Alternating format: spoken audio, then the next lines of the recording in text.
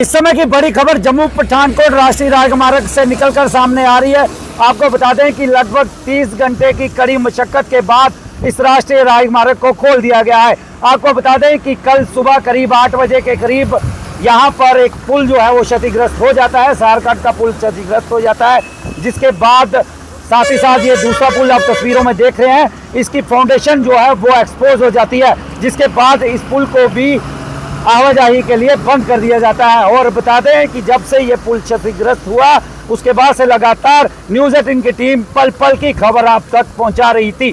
कल जिस तरह से आपने देखा पुल को बंद कर दिया गया और आवाजाही के लिए, उसके बाद से लगातार किस तरह यहाँ पर युद्ध स्तर पर काम जारी रहा। आपने देखा जो खड्ड का पानी है उसे डाइवर्ट किया गया, उसके बाद जो फाउंडेशन एक्सपोज हुई उसको भी दुरुस्त करने का काम किया गया और उसके बाद लगातार यहाँ पर national highway authority of India की टीम जो है यहाँ पर डटी रही। साथ ही साथ न्यूज़ 18 की टीम भी पल पल की खबर आप तक पहुँचाती रही। और एक बड़ी खबर जो जम्मू पठानकोट राष्ट्रीय राजमार्ग पर सफ़र करने वाले हैं उनके लिए बड़ी और राहत भरी खबर निकल कर सामने आ रही है। लगभग 30 घंटे के बाद ये पुल जो है उसे आवाजाही के लिए खोल दिया गया है। तस्वीरों में आप देख रहे हैं ट्रैफिक विभाग के जो अधिकारी हैं यहाँ पर पहुँचे हुए हैं और वो यही कोशिश कर रहे हैं कि इस पुल से जो यातायात है उसे सुचारू किया जाए और धीरे धीरे जो वाहनों को यहाँ से आगे मंजिल की ओर जाने की इजाज़त दी जा रही है।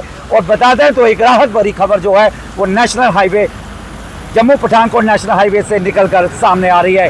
न्यूज़ 18 जम्मू कश्मीर के लिए कठुआ से धर्मजीत सिंह।